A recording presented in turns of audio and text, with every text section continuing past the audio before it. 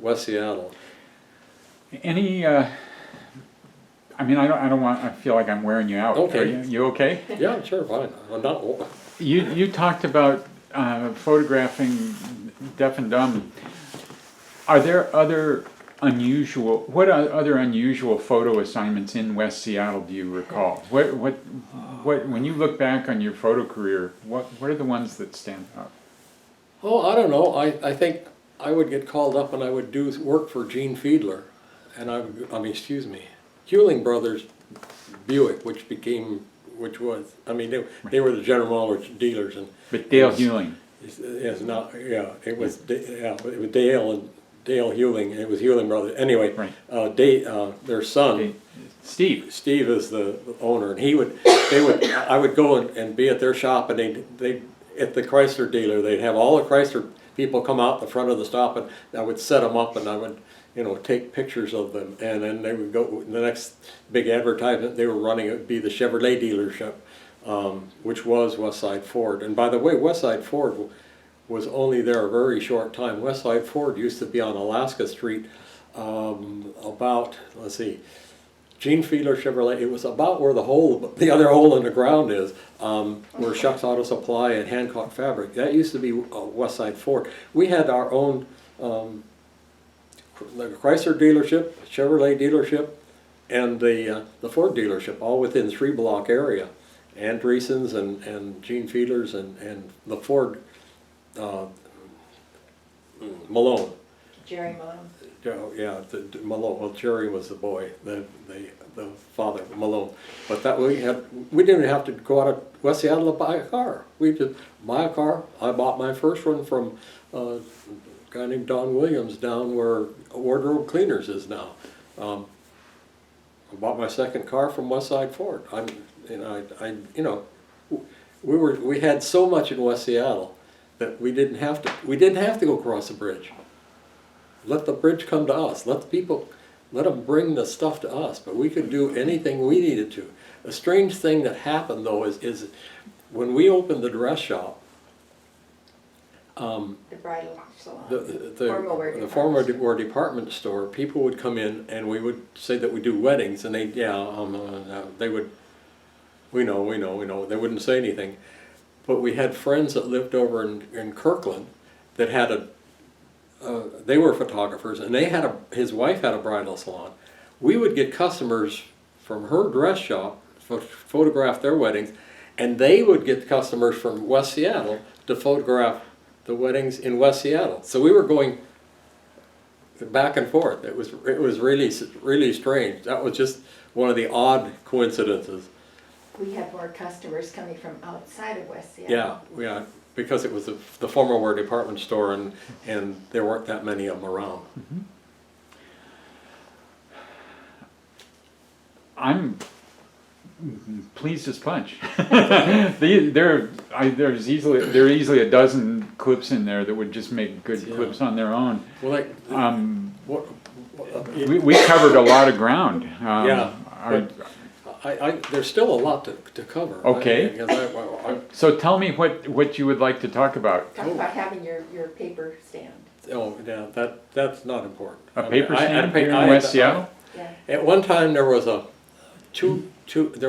gal that owned the Seattle Times and PI paper stand in the West Seattle, California, Alaska Junction, and she sold that to a young man who was a friend of mine, was Bill Latta, and his parents owned Latta's Bakery, which was up on California Avenue, north of the just almost where the J.C. Penney's, where that crosswalk was. It was up in that area. Then he moved. He didn't move, but the Seattle Times wanted me to open a paper stand. Well, I had opened one down the Sears Roebuck place. But I eventually came back and I had the paper stand at the West Seattle Junction for a while. Then I started delivering papers for the Times, and I had the Junction was my customers. I started out with a Route 201 down on 50th and on along the little gully down there just off between Dawson and Alaska Street, all the houses down there. And then I moved from there to the West Seattle Junction, and then from there to up above the junction. But I got to know most of the business people that way. We had at one time where the ugly, whatever it is, the Terrible beauty. Terrible Beauty is, that used to be Carlisle Furniture, was another, here again, we didn't have to even go out of West Seattle to buy furniture. That was an establishment. They were there a long time. And right next to that was a vacant lot. And in that vacant lot was the Seattle Star had a newspaper. And that's where the guy, it was underneath the billboard. And that's where the people would, the boys would come get their papers to deliver the Seattle Star. I never delivered the Star, but I knew some of the guys that did. I used to work for the shopping news, and I delivered all over West Seattle, the Seattle shopping news.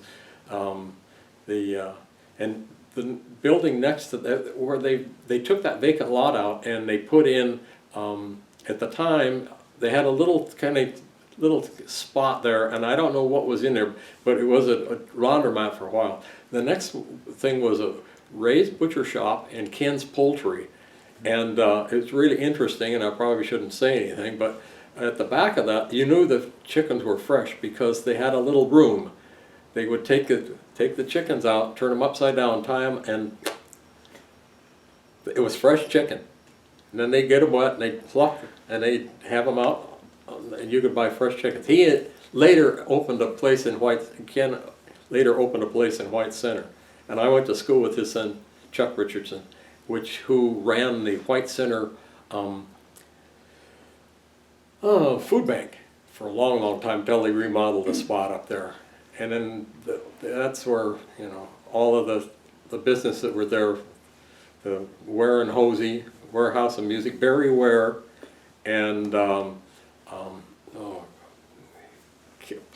Barry Ware and Hopper Kelly owned the place where we had our studio. It was not divided in half, but it didn't have walls, but it was divided in half.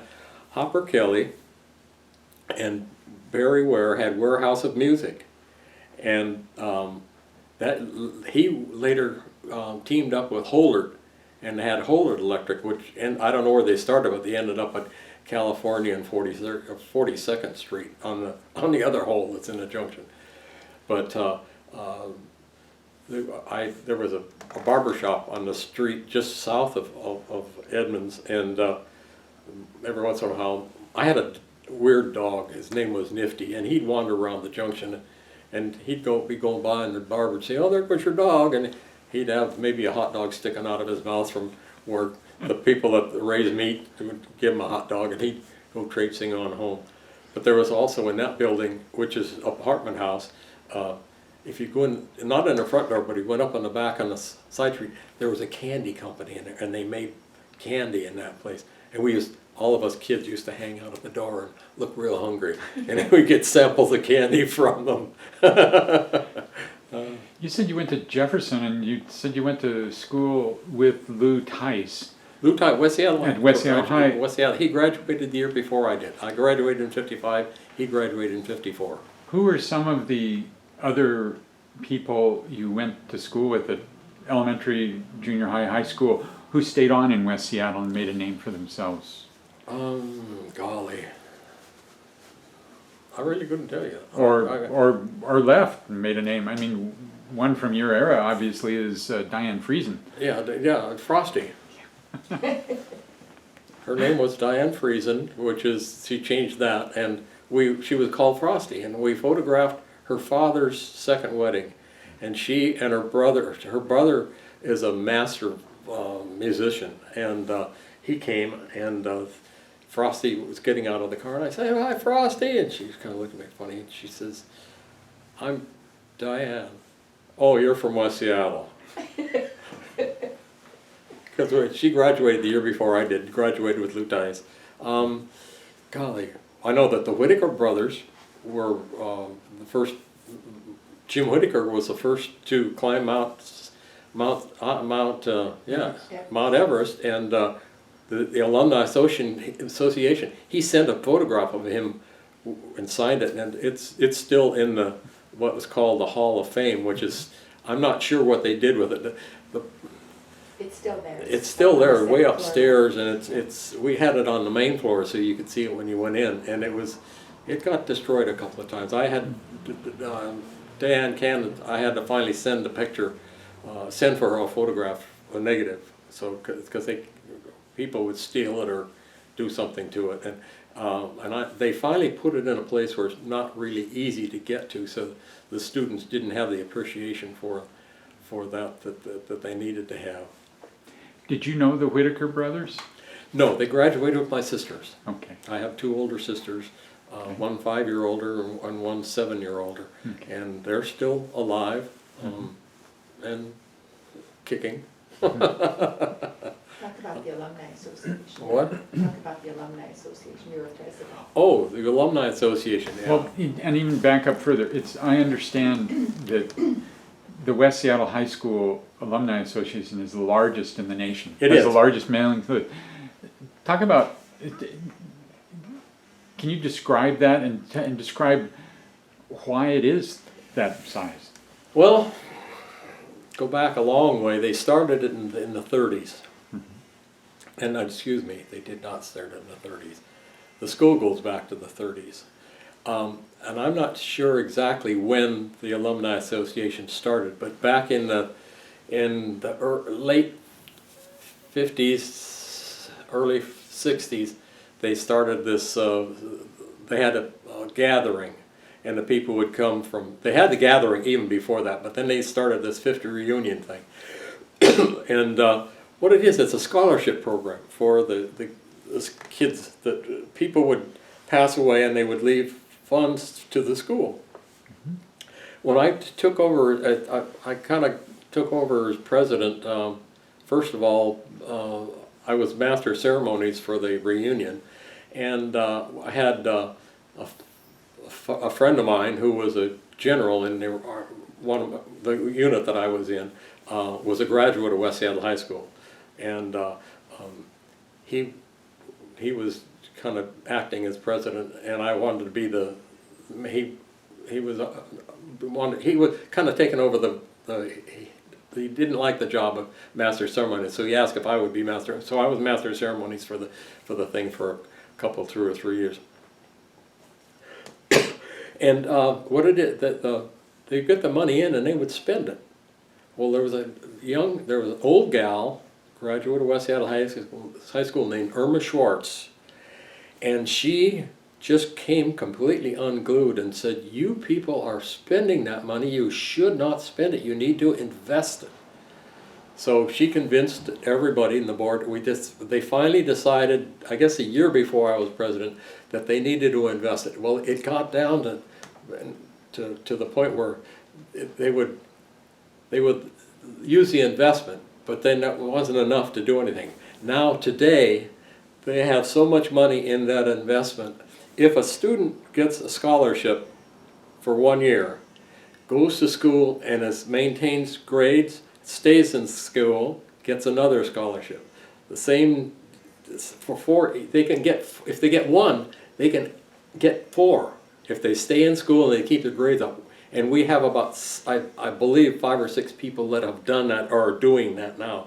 There's enough money in that thing. So it's a scholarship fund. And what the reunion part is not only to celebrate the 50th reunion of the classmates, it's to hand out the scholarships. And we've known several of the girls from Ohio that have received the scholarship money. And it's just, it's good to see the girls, it's good to see the people, even, well, the guys too. I mean, it's not just girls, but the connection with Hayu, the girls have gotten a scholarship. And it's a continuing program. And of course, they give back, and a lot of them still live in the West Seattle area. I understand it's unusual, if not unique, to have an all-class reunion every year. Yeah, I think we're the oldest one. At one time, we had like 19,000 people on our mailing list.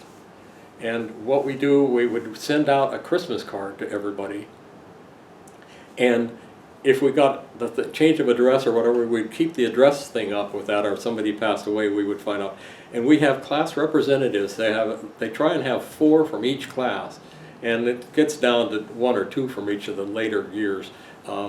People are too busy, and they don't want to really be they don't want to be representing anybody. But the representative, they have a list they send out at Christmas time, so to save money after they get the mailings back, they mail out an alumni edition of the West Seattle Chinook. Because we were West Seattle Indians, that's what they call a Chinook. And as far as I'm concerned, I think it's still the Chinook. And my son says, we're West Seattle Indians. We'll always be West Seattle Indians. But that alumni paper goes out to everybody we have an address to, and it goes out advertising the reunion, and that's how we get the people coming from Australia and New Zealand and down south, all over the U.S. of course, and all over the world, Europe, Germany, places where people have gone to business or moved or and they come in for that 50th reunion, and that also brings in a lot of money. A lot of people that can afford to do that, donate to the Alumni Association, the scholarship program. And as far as I know, it's going strong. We're doing the next year's already. We're online to do that. I don't know how long it's going to be before they realize that. We do a thing where we set up the class on risers. We have 3 sets of risers there, and he said 5 rows of people sitting, standing, and then after the picture is taken, we pass a sign-in thing, and we say, okay, start here, and nobody moves until you sign it. You can sign it, and I say, if you're a doctor or an attorney, have your wife sign it, because you can't read them, and a lot of times we get things back, no such address. And they address the envelope to themselves. Yeah. What we do is we photograph and we print. They put their name, address, and phone number on it, or they put their name where they're standing, and then they fill out an envelope and put $25 in the thing, and we get 3 8x10 color pictures with the name of everybody's in that photograph. And occasionally we get somebody that shifts around, but we send it to the school. We send it, to the alumni representative before we type it, before we print it, and say, are the spelling correct? And we got changes, people don't know, and people that can't write well, myself included. That's enough. Yeah. Yeah. Anyway, we do get them back in the mail, and we look. People are they're still calling sometimes. They'll call. They say, "Oh, gee, I can't find my picture from the class of 1980. Do you still have some?" And we order enough usually to have 4 or 5 extras, and we'll plunk them in the mail, send them to them, and it's really it's a great opportunity for them. It's a great opportunity for us. We And archived things back to 1965. That's terrific. Our archives. Our studio archives go back to 1960. If anybody's interested, All right. we have our negative file, and rather than bring it upstairs and have the walls completely collapse, call and we'll send them to you. You need some water. I'm thinking you need to rest, and we're getting close to 2 o'clock, I Yeah, we think. need to go. Yeah. Yeah, it's But 3:40.